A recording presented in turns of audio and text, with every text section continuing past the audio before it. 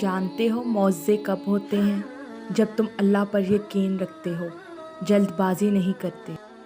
معجزے تب ہوتے ہیں جب تم دعا تب بھی مانگنا نہیں چھوڑتے، جب ساری دنیا کہہ رہی ہوتی ہے کہ یہ ناممکن ہے۔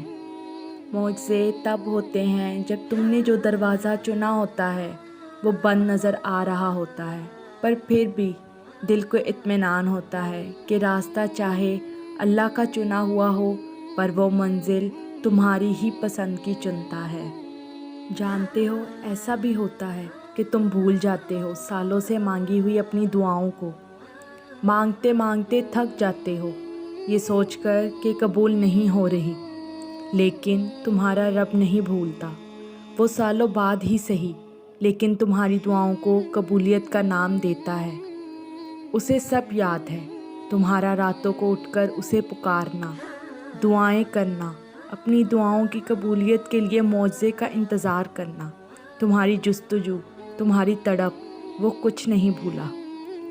اور عنقریب معجزہ خاص کر کے تمہیں تمہاری من پسند چیز سے ملوا دے گا، اور تم یہ حیرت انگیز معجزہ دیکھ کر دنگ رہ جاؤ گے۔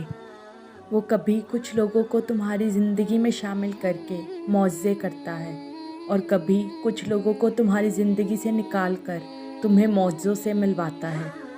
معجزے تب ہوتے ہیں جب راستے دشوار ہوتے چلے جاتے ہیں اور تمہارا اللہ پر توکل تمہیں تھامے رکھتا ہے۔ وہ تو مالک حقیقی ہے، معجزے کرنا تو اس کی شان ہے۔ کیا تم نہیں جانتے کہ اللہ ہر چیز پر قادر ہے؟ پھر تم کیوں خود کو ممکن ناممکن میں الجھائے بیٹھے ہو؟ تم نہیں جانتے ہر مشکل کے بعد آسانی ہے؟ پھر کیوں مشکل آنے پر تم مایوس ہو جاتے ہو؟ کیا تم نہیں جانتے اللہ صبر کرنے والوں کے ساتھ ہے؟ پھر کیوں تم نا امید بیٹھے ہو؟ کیا تم نہیں جانتے معجزے رب کی شان ہے؟ پھر کیوں تم دعائیں مانگتے تھک جاتے ہو؟ اللہ کسی کو جب پسند کرتا ہے تو اسے خوب آزماتا ہے۔ ایسا بھی تو ہو سکتا ہے کہ ابھی تمہیں اللہ آزما رہا ہو۔ انشاءاللہ تمہیں وہ سب ملے گا جس کی تم دن رات دعا کرتے ہو۔ دعا ہی تو تھی جس نے حضرت یعقوب علیہ السلام کو حضرت یوسف علیہ السلام سے ملوایا تھا۔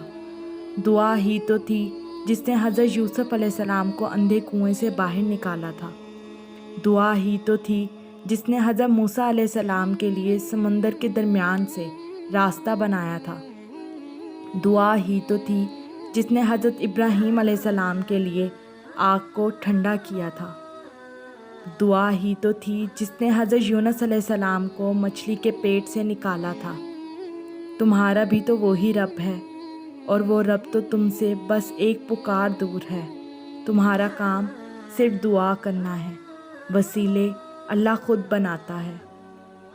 دعا مانگتے رہا کرو، قبولیت کے فیصلے نیت اور تڑپ دیکھ کر کیے جاتے ہیں، حالات، اسباب اور رکاوٹیں دیکھ کر نہیں کیے جاتے۔